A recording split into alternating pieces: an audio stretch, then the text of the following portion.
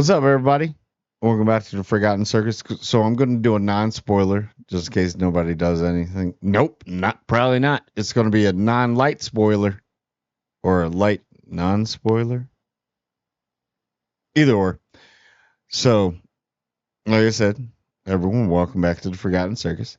So Loki, season 2, episode 2. This show is firing on all cylinders. Absolutely firing on all cylinders.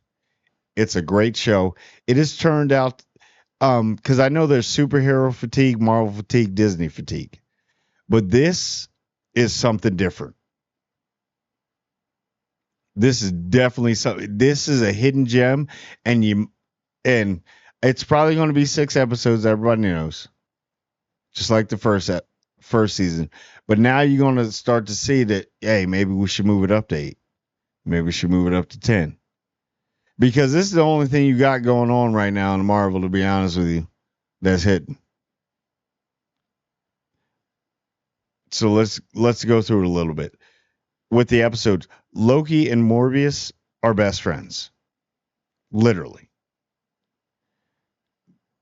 The chemistry between Tom Hiddleston and Owen Wilson are ridiculous. They're just great. Hunter B-15 yet again is...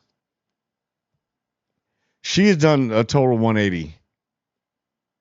She's almost like the heart of the crew because they're building this little ragtag crew, and I like it. In the last 2 episodes, this little ragtag crew they're building, they kind of remind me of like the Goonies. And it's funny, no pun intended, Hugh Kwan, OB, was in the Goonies. Fun fact. Booty traps. But it's such a good show. So good. Everything. And X5 has grown on me. In this episode, he gets under your skin like in a lot of parts. And Mobius loses his shit for the first time because there's something about Mobius. I don't know. And it looks like Loki has some type of restraint too. People getting under, and the part when X5 said something about Frigga, his mother, and you could see that Tom Hiddleston's such a great actor. Oh my gosh. Dude's so good. You could play Loki forever. Literally.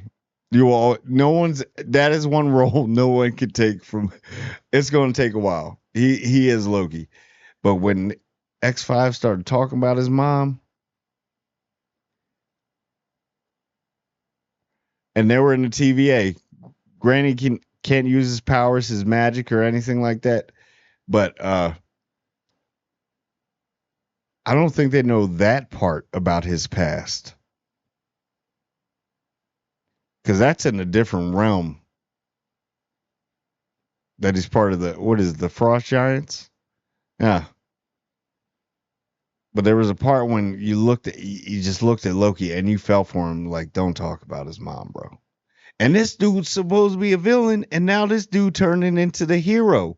And I like how X5 kept emphasizing on that, saying, oh, trying to be the hero, but we all know you're a villain.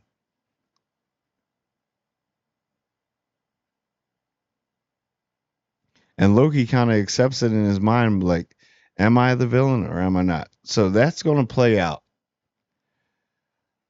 So anyway, this little ragtag thing they're building, and then they ragtag group, and then they came up with trying to recruit. If they get Miss Minutes on this team, bump the Avengers. Miss Minutes can open up so many doorways for you. So many. And I always thought about Miss Minutes too, because you watched in the first season. Yes, she was created by He Who Remains, was obviously Victor Timely, obviously all of them.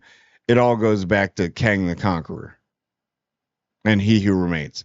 Because I think that's going to pop up. Like, remember when He Who Remains was shown over time, and then there was one that tried to defy it, and then there was one to fix it. It's kind of obvious that it was basically those two, and then the other timelines branched off. But I like how they felt for the timelines.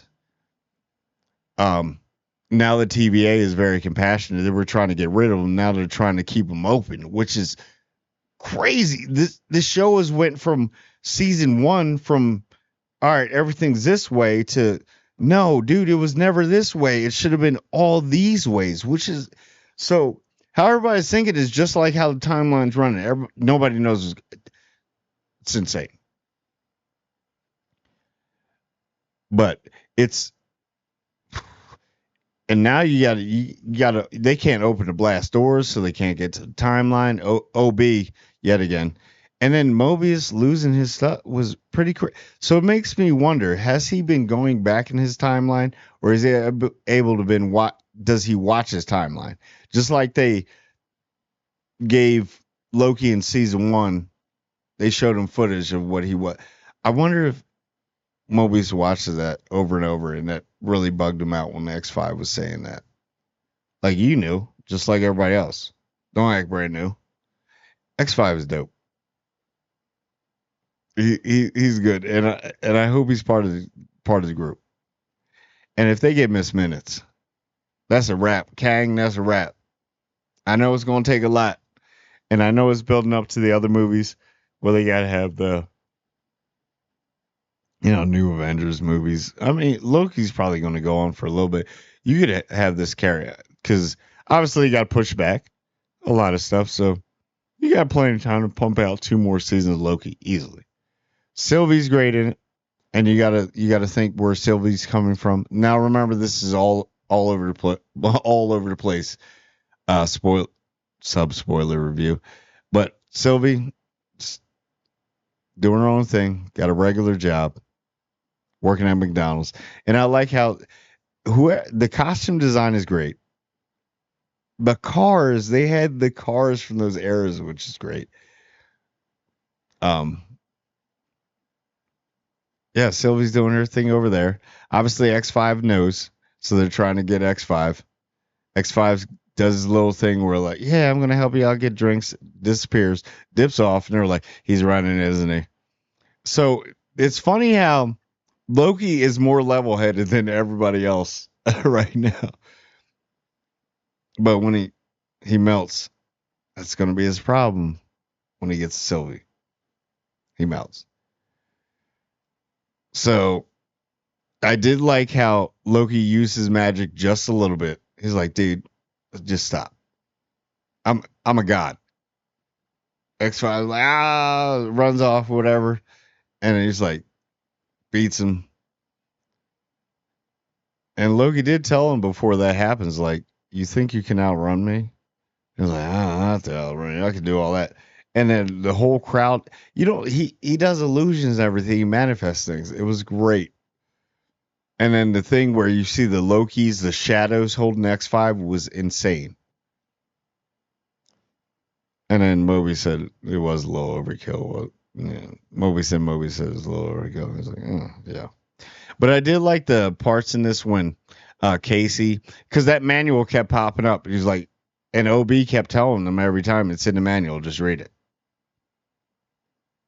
And then Casey, I guess, has read the whole manual, and the two of the when they go down there, and finally OB's getting all these friends. He'd been down there for 400 years with no friends, and he was not even used to when Loki and Mobius came up again. He was just just working on some stuff. The humor's great in it, and they're building this little group, and I love it. And I hope they just all team up at once and go to a timeline and start fixing stuff. But I did like how when the general, which is I don't know if that's X5's mother or whatever, or his adopted mother in the TVA, she's super weird. But when she's killing all the timelines and they're all rushing together as one team working to get there to try and stop it, and then it's only like a couple and you can see them fading because they're getting it back to one single timeline, which I know they're Kang or He Who Remains sympathizers, and she just wants it to stay the way it was, but like we'll get rid of all this, then we don't have a job. I understand where she's coming from, but bro, when the TV and it's So it had turned from the TVA trying to destroy all the timelines to trying to save all the timelines because those are all the real people. Totally 180. Love it. And it gets to a point in this episode when it's like, what are we going to do?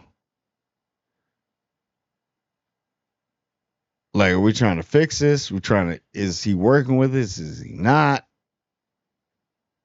But it seems like everybody's looking to Loki, and Loki is becoming the hero. And Sylvie, I like how he met it with Sylvie at McDonald's, and it was, you felt it. There was a lot of emotion. Tom Hiddleston is such a good actor, but you felt the emotion. She was just like, I want to be here. If I go there, it's all going to be the same thing. You got to see it from her point. And then they're like, oh, so they take X5 because X5 obviously knew where she was, but he didn't do anything.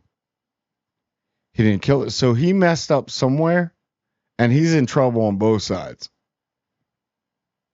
because he wanted to go do his thing.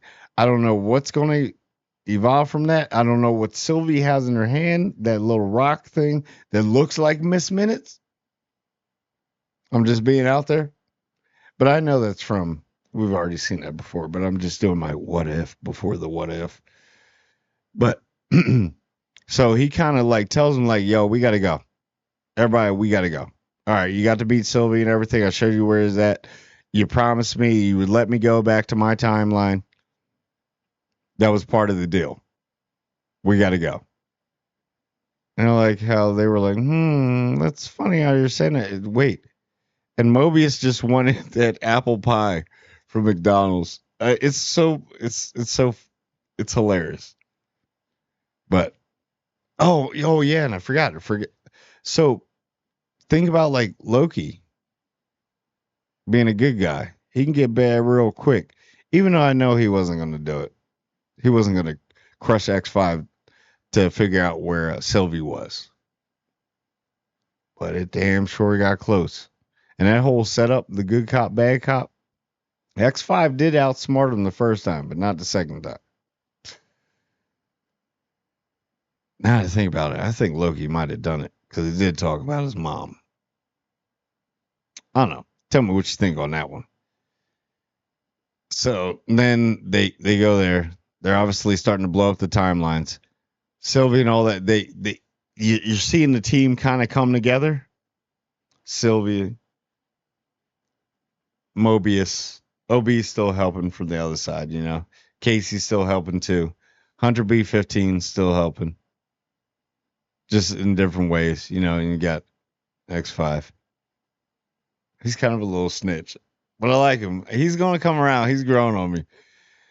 But so they stopped them from blowing up all the other timelines. But did they really? Because when they get back and they capture everybody, the all the other hunters, the rogue hunters, you see all the timelines disappearing, which kind of sucks. But then Sylvie, I feel her. She was like, see, nothing's ever going to change. It's always going to be, you need to get rid of the TVA. That's what you need to do. And then she just dips off. But she got that little thing in her hand, the little glowing rock, which is Miss Minutes. It's like, what if it is Miss Minutes? No, it's not. But overall, a great episode. And it's such a detective thriller. It almost doesn't even feel like Marvel for a little bit. It really doesn't. It doesn't feel like, it feels like its own thing, which I like. And I know it's all going to tie back to it. But get Miss Minutes on this team. If you get Miss Minutes on this, maybe that's from the preview too. That we've all seen. When she's like, you better run. I don't know, maybe get Miss Minutes.